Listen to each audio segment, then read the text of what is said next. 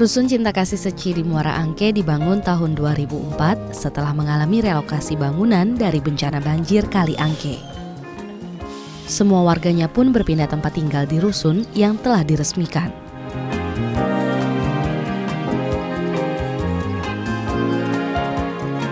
Sebelas tahun sudah rusun ini berdiri kokoh di tengah padatnya aktivitas warga Muara Angke.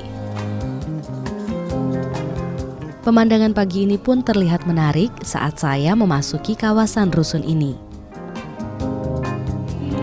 Selamat pagi Bu, saya mau tanya ini lagi ada kegiatan apa di sini Ini ya? lagi ada kegiatan humanis dari Seci ke rusun Muara Angke. Jadi mengenalkan Seci ke anak-anak daerah sini. Kalau saya ikut gabung ke dalam nggak apa-apa, gabung sama relawan. Boleh. Oke. Silakan. Terima kasih ya.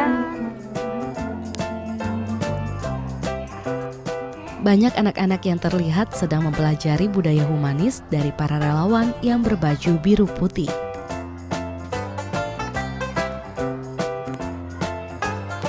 Selamat pagi Ibu, dengan Ibu Minarni, saya Apri dari DAI TV.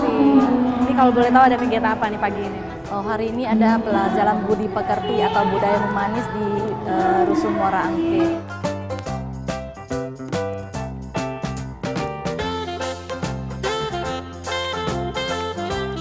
Nah kebetulan pelajaran untuk hari ini yang dipelajarin apa? Pelajaran hari ini biasa bahasa isyarat tangan dengan lagu Senyuman Terindah. Berarti Ibu turun terjun langsung untuk bantu anak-anak juga? Ya betul, karena kebetulan grup saya yang saya PIC-nya di grup ini, grup Paurong. Ya. Ini kalau boleh tahu kegiatannya memang setiap minggu? Enggak, setiap bulan, seminggu sekali, ya di minggu hari. Minggu pagi lah biasanya anak-anak kan libur, jadi baru bisa kita kumpulin, jadi kita ajarin budaya pekerti di sini. Ibu Minarni merupakan relawan Daai Mama, yaitu sebuah kelompok relawan yang beranggotakan kaum Hawa. Biasa tugasnya adalah mendampingi murid-murid Seci International School dalam pelajaran kelas budaya humanis. Namun kali ini, tim Daai Mama Ibu Minarni dari wilayah utara Jakarta ini berkesempatan mengenal anak-anak di Rusun Angke lebih dekat. Pintar, ini pintar jawab loh. Ya.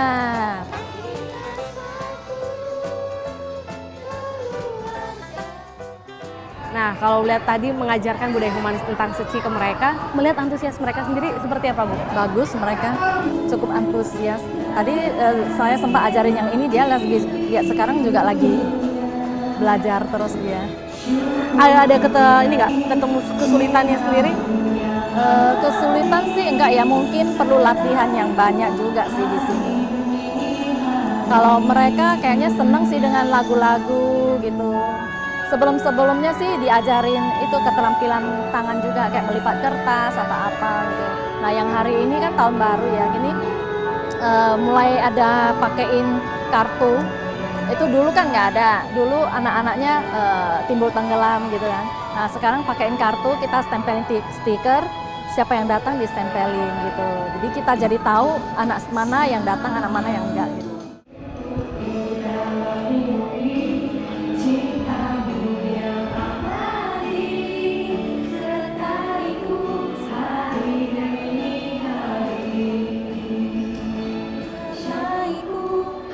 Empat tahun yang lalu, ya 2012, menjadi tahun perkenalan Ibu Minarni dengan Yayasan Seci dan bergabung sebagai relawan. Berawal dari menonton tayangan Daai TV dan masuknya si buah hati di Seci International School, Pantai Indah Kapuk, Jakarta. Belajar, nggak bisa juga nggak apa-apa, maju aja grup kita. Nah, kalau saya masuk ke Seci itu mulainya pas anak saya sekolah di sini. Nah, anak saya mulai sekolah di sini itu dari N1 ya. N1 sekarang K2, berarti totalnya udah hampir 4 tahun saya di Seci. Pertama saya sih bantu-bantu di dapur. Nah, dari dapur terus ada pengumuman untuk mengajak para orang tua murid untuk ikut jadi Daai Mama. Ya, saya gabung di Daai Mama. Sebelum jadi Daai Mama, saya udah gabung jadi relawan gitu. Saat jempolnya ditutup. Mantan pegawai bank swasta ini mengaku bahwa bergabung menjadi relawan tak menyita banyak waktunya. Selain karena waktunya yang fleksibel saat menunggu anak pulang sekolah, bisa dipergunakan untuk kegiatan yang bermanfaat bagi diri Ibu Minarni. Mungkin bisa yang S, ya huruf S, ya 2 kali begitu ya. Karena waktu saya memang banyak di sekolah, sambil nunggu anak sekolah, saya kan nggak pulang. Karena rumah saya waktu itu kan belum ada tol, jadi mau bolak-balik kan makan waktu. Jadi saya tetap stay di sekolah aja gitu. Daripada saya nggak ngapa-ngapain ya saya bantu-bantu di sekolah. Yang apa yang bisa saya lakukan ya saya lakukan. Gitu.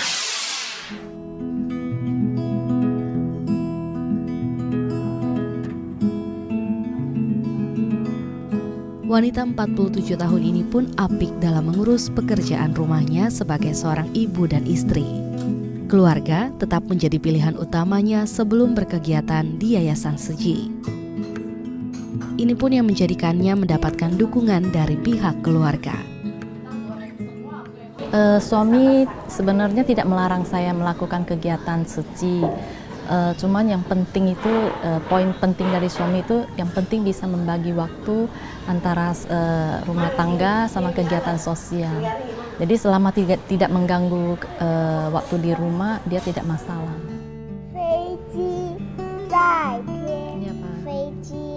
pesawat. Kehidupan ekonomi yang sulit di masa lampau membuat Ibu Minarni menghargai berkah kehadiran keluarga. Kala dulu usianya remaja, ia bersama dengan saudaranya harus turut membantu pekerjaan orang tua dalam memenuhi biaya hidup mereka sehari-hari. Waktu kecil itu papa saya kan kerja di luar kota. Nah, mama saya itu bantu tante saya buka toko. Jadi di rumah tinggal saya sama abang sama adik gitu. Nah, kalau waktu belum umur 10 tahun itu lebih susah ekonominya dibanding yang di atas 10 tahun gitu. Waktu di bawah 10 tahun, mama saya itu bantu tante saya jahit baju kayak konveksi gitu. Nah, kita kakak adik juga bantu ngangkat dari rumah ke baju itu yang per lusin-lusin itu, dari rumah ke rumah tante, dari rumah tante ke rumah lagi gitu. Yang paling ingat itu waktu saya, ya pas waktu kelas 3 SD itu saya ada penyakit usus buntu, perlu operasi, terus perlu biaya. Nah, papa kan kerja terus dapat bantuan dari perusahaan juga. Jadi papa pagi kerja, malamnya jaga malam di rumah sakit. Nah, mama jaganya tugasnya siang, karena mama nggak bisa malam, karena masih ada abang sama adik gitu. Nah, waktu itu memang benar-benar sangat, menurut saya sih papa mama saya sangat luar biasa gitu.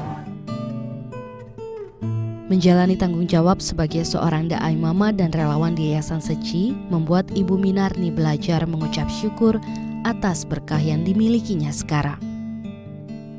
Bahwa berkah tak cukup hanya dibagikan melalui materi, tetapi dengan membagikan ilmu yang bermanfaat bagi sesama akan menjadi bekal di masa mendatang. Seperti kita ke Muara Angke, kita didik anak-anaknya supaya lebih bagus gitu, supaya nanti mereka besar lebih bagus lagi. Jadi kalau misalnya kita ke Muara Angke cuma bagi duit ke anak-anak, habis itu pulang kayaknya nggak ada maknanya. Nah, tujuan kita bukan di Muara Angke aja, di sekolah suci sini juga sama. Kalau kita cuma duduk diem di sampingnya, nggak bantuin apa juga kayak rasa nggak ada manfaatnya gitu. Kita mau mulai, kita ngajarin mereka yang dari kecil ini budaya humanisnya gimana, supaya ke depan begitu mereka dewasa, mereka bisa itu lebih baik perilakunya, etikanya gitu. Itu yang utama. Ini jangan kenceng-kenceng ya. Pelestarian lingkungan yang didapatkan Ibu Minarni di Seji diterapkannya kembali di kehidupannya sehari-hari. Terus lampu dimatiin ya. Lebih menghargai sumber daya alam, lebih menghargai. Dulu kan saya kalau cuci tangan tuh buka air gitu, terus cuci gitu kan. Nah, itu sekarang udah berkurang, kurangin air sedikit gitu. Nah, sama mbak yang di rumah juga saya kasih tahu air itu bukanya jangan terlalu kenceng. Nah, lampu juga kalau nggak kepake ditutup gitu. Sebelum masuk suci kan nggak kepikiran sampai sejauh itu. Tapi sesudah ikut pelestarian lingkungan, mendengar itu semua, saya rasa itu patut belajar, bermula dari diri sendiri juga. Ibu Minarni kini bukan lagi yang terdahulu.